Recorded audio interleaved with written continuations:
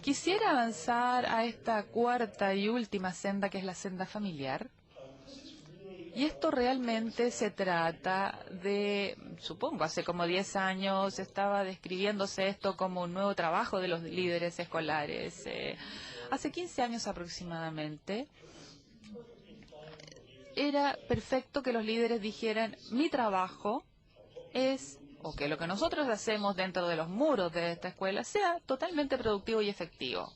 Lo máximo posible para los niños. Las cosas que ocurren afuera de la escuela, en las familias, en la comunidad, son cosas que pertenecen a otros. Tienen responsabilidad otras personas sobre eso. Hace 10, 15 años, cuando nosotros empezamos a pensar en cerrar esta brecha, porque ya la habíamos tenido durante un buen tiempo ahí, empezamos a cambiar lo que eran las responsabilidades de los líderes escolares, de solamente trabajar en lo que estaba ocurriendo al interior de los colegios y empezar a ver hacia afuera y preguntar qué es lo que podemos hacer nosotros como escuelas, especialmente para los padres que están pasando dificultades en entregar el tipo de oportunidades correctas para sus hijos.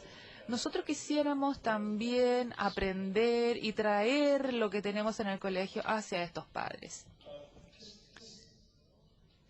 Este tipo de nueva responsabilidad para los líderes realmente fue alimentada por muchos datos que fueron recopilados por sociólogos en todo el mundo y que todavía se siguen reportando y una y otra vez con nueva información, que las variables de la familia, lo que se llama los estatus socioeconómicos, pueden explicar en promedio el 50% de las diferencias existentes en los logros de un colegio a otro.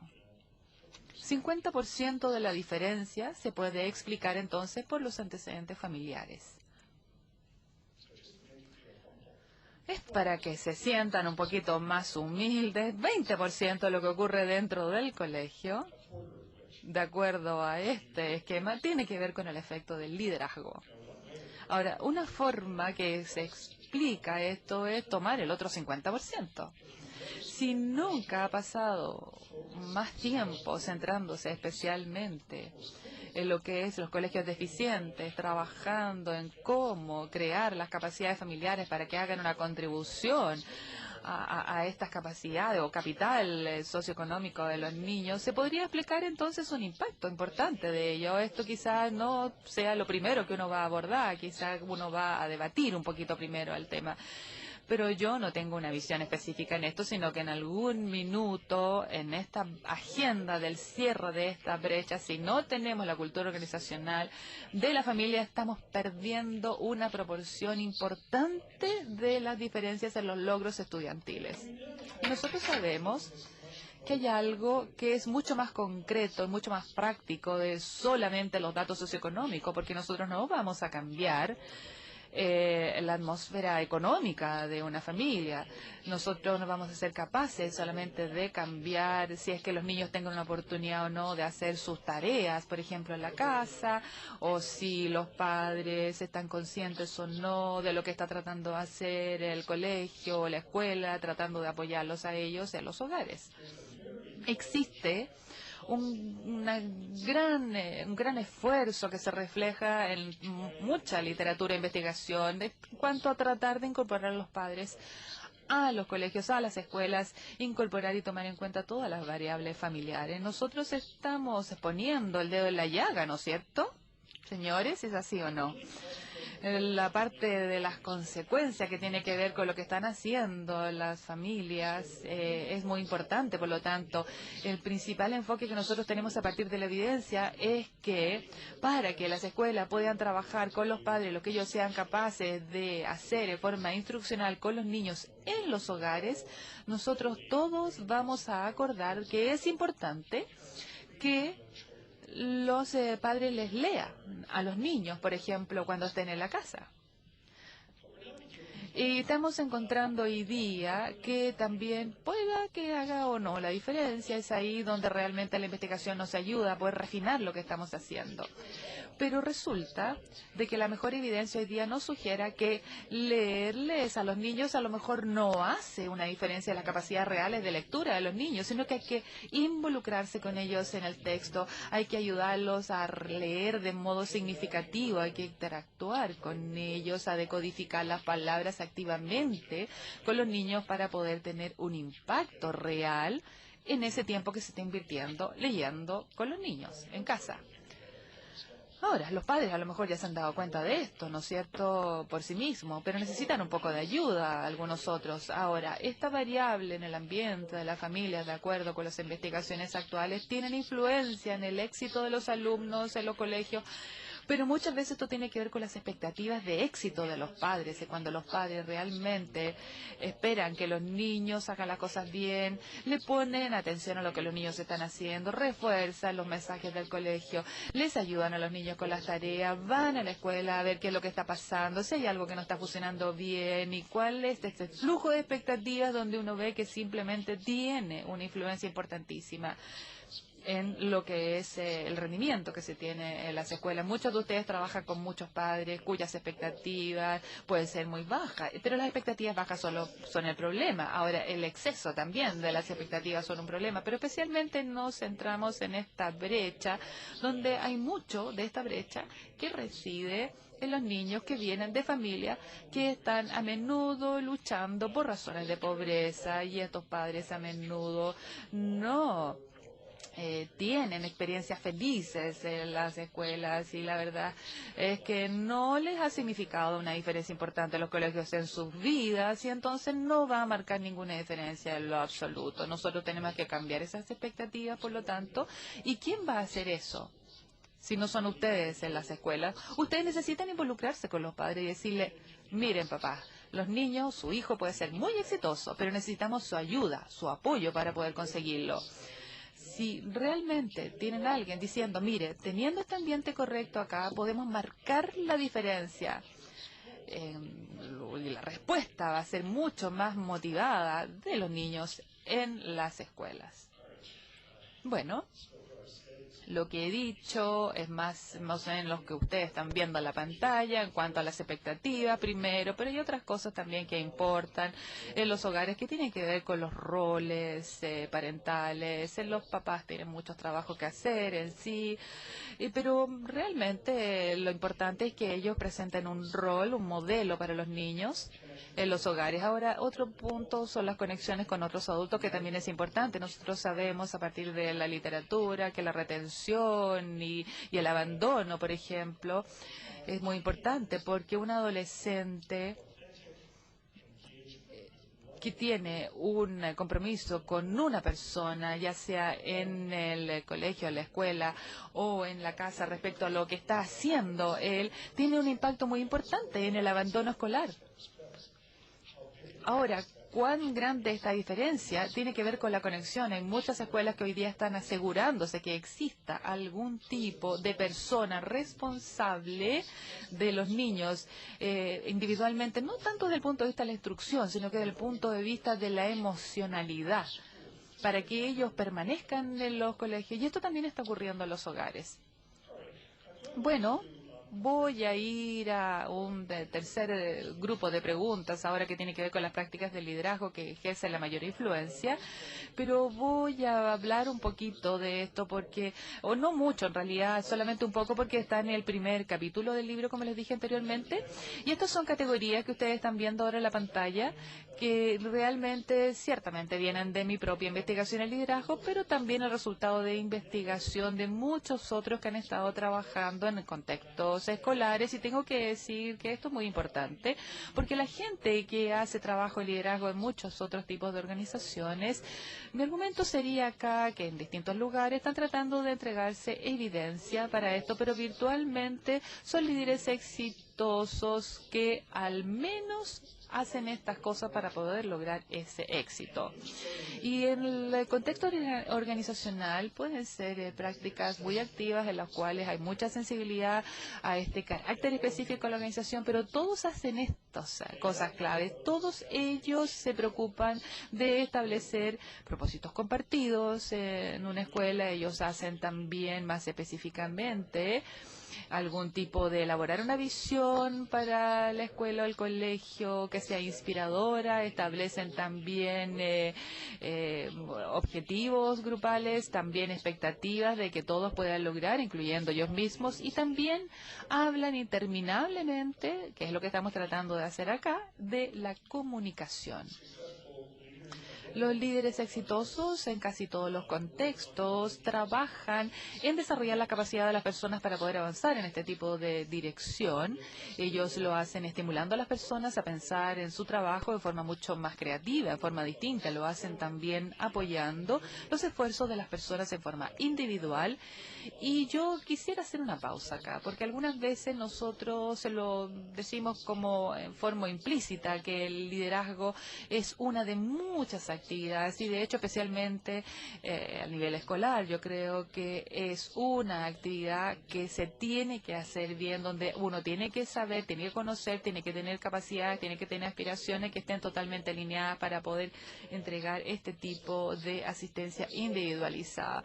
Ciertamente también es lo que se entrega a los alumnos de esta forma, donde uno tiene que predicar con la palabra. El modelo es lo más importante. David Robinson y otros investigadores también fácilmente podrían estar aquí en vez de yo.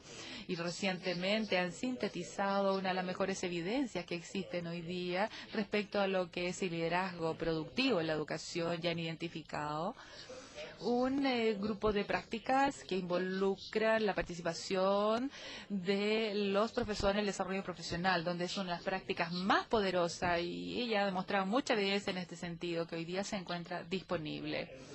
Y existe, por supuesto, volviendo a la senda organizacional, el rediseño de la organización de modo que esté alineada con todos los propósitos, y esto significa entonces crear un tipo de cultura colaboradora, con estructura, con apoyo, y hacer que las conexiones no solamente con la familia, ¿no es cierto?, con la senda familiar, que es muy importante, sino que también con el mundo ampliado, de modo de saber lo que está ocurriendo y uno puede anticiparse entonces en este sentido, donde uno llega a una reunión con el ministro, o con la ministra en este caso, que hace un anuncio, y ustedes lo llevan de vuelta este anuncio hacia sus ambientes laborales, y esto puede tener una influencia en sus propias escuelas, porque son ustedes los que están hoy día acá estableciendo esta conexión. Y finalmente, y yo creo que no tendría que decir que es lo más importante, pero la verdad es que todo lo tenemos que hacer finalmente, que es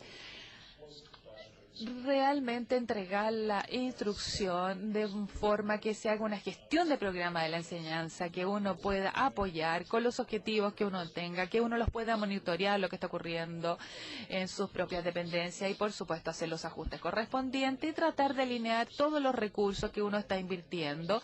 Y creo que es lo más importante porque las escuelas son sistemas abiertos y uno trata de proteger a las personas que están ahí de la sobrecarga.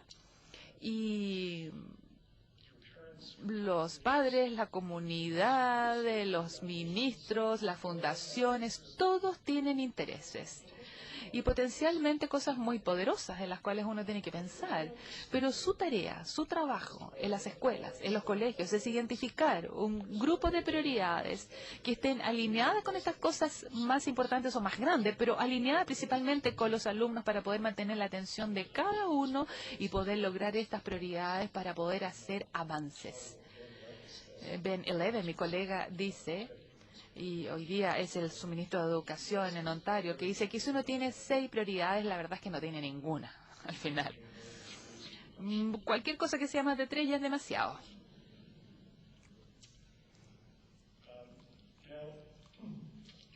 Ahora,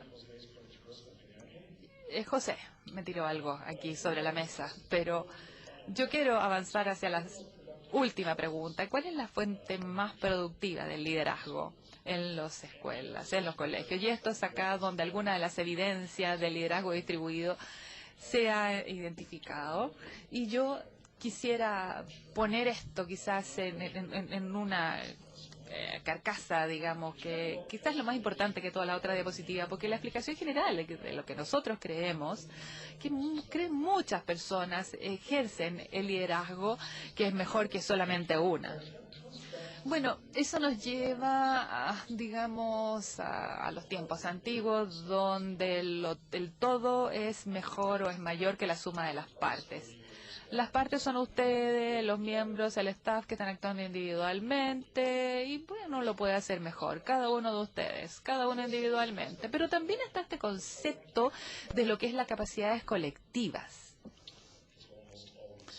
Casi siempre, o puede ser, más creador que la capacidad de un solo individuo de forma aislada. Yo supongo que el tercer argumento sería que el desafío que enfrentan hoy día los colegios, el desafío que ustedes están enfrentando acá cuando están tratando de cerrar esta brecha, tiene que ver con las complejidades para poder desarrollarlo, digamos, este cierre por una sola persona. Entonces lo que nosotros necesitamos es comprometer todas las mentes y los corazones de todo el personal para poder realmente tener un liderazgo efectivo en los colegios, en las escuelas. Y probablemente no he dicho nada de este punto hoy día, o ustedes lo han escuchado quizás también de muchas otras personas, porque realmente es un argumento compartido por los líderes. Pero acá es lo que nos dice la evidencia. La evidencia nos dice que Peter Senge, quien fue un tipo como el padre del aprendizaje organizacional, dijo una vez, ¿por qué ocurre que un grupo de personas, cada uno de los cuales tiene un coeficiente intelectual de 110 o más, se comportan colectivamente con un CI de 65? Ese es el desafío que tienen ustedes entonces en utilizar estas capacidades colectivas de todo el personal, de todos sus colegas. Lo que nosotros hemos encontrado, y voy a saltar un par de diapositivas acá, vamos a algo como esto. En algunas recientes investigaciones hemos tratado de poder establecer los distintos patrones que identifican los líderes. Nosotros lo llamamos la planificación del alineamiento, un alineamiento espontáneo, llamamos un desalineamiento espontáneo también y, bueno, un desalineamiento anárquico. Y cuando estamos hablando de la distribución del liderazgo, significa entonces que todo esto se tiene que juntar y tenemos que hablar de lo que vamos a hacer y vamos a decidir las funciones del liderazgo y vamos a hacer que el trabajo se haga, luego volvemos, corregimos, comentamos y de esto se trata la planificación, de eso se tratan las acciones y del alineamiento planificado. El desalineamiento espontáneo, para poder avanzar un poquito, es la forma más dañina de destruir un liderazgo, donde realmente nada funciona bien. El desalineamiento espontáneo significa que no ha habido ningún planeamiento y nada funciona. En el corto plazo se destruye. El desalineamiento anárquico, ahí encontramos solamente en las escuelas de secundaria, normalmente en el departamento de matemáticas. Yo sabía que ustedes lo sabían, porque ya tenían esa experiencia. Así que ustedes saben qué significa, ¿no es cierto?, un desalineamiento anárquico, porque la verdad es algo que ocurre ahí donde la verdad es que un departamento no quiere jugar con ningún otro en las escuelas. Y nosotros hemos recopilado datos bastante sustanciales que justamente aclaran estos distintos alineamientos y desalineamientos, los niveles de importancia de los distintos colegios y escuelas y los niveles de los alumnos y encontramos entonces que solamente un alineamiento planificado mejora la situación. Las otras formas de liderazgo, la verdad es que empeoran las cosas. Y el alineamiento planificado hemos descubierto que solamente funciona cuando los directores, los rectores están involucrados absolutamente en hacer que todo el grupo trabaje en forma totalmente productiva. Entonces el liderazgo distribuido no les da respiro. Si usted es un director, cambia la naturaleza de su rol. Bueno, mi último comentario. Y esto tiene que ver más o menos con un resumen de todo lo que voy a como con lo que voy a terminar, con lo que he dicho ahora, que la evidencia es muy importante. Dice que los buenos líderes, especialmente en las escuelas, porque esto es lo que dice la mayor parte de la evidencia, está secundada por todos estos elementos que tienen impacto en el aprendizaje de los alumnos. Y creo que no he hablado de esto, pero ustedes saben que la mayor parte de las cosas, de estas 4 sendas que hemos visto anteriormente, en un sentido práctico, van a tener un pequeño impacto en el aprendizaje de los alumnos, positivo, pero pequeño, porque la única forma que uno puede conseguir un impacto importante es que todas avancen en la misma dirección. Y los líderes son los elementos centrales para poder crear esta sinergia. Ustedes tienen que tener entonces las sendas racionales, emocionales, organizacionales y familiares, todas estas sendas dirigiéndose hacia el mismo objetivo para poder crear algo grande, algo importante, para que, aunque las iniciativas individuales sean detectadas por los líderes, las influencias simplemente simplifican un set de evidencias complejas donde se plantea todas estas preguntas, pero tiene que ser todo esto distribuido de una forma coordinada. Si nosotros dejamos que las cosas solamente ocurran, que nosotros defendamos solamente el liderazgo, la verdad es que el buque se va a hundir y de igual forma y no vamos a tener cosas tan buenas como malas, por lo tanto vamos a tener que manejar el liderazgo de forma muy cuidadosa, muy atenta. Y creo que este es un nuevo mensaje para las personas que están acá. Muchas gracias.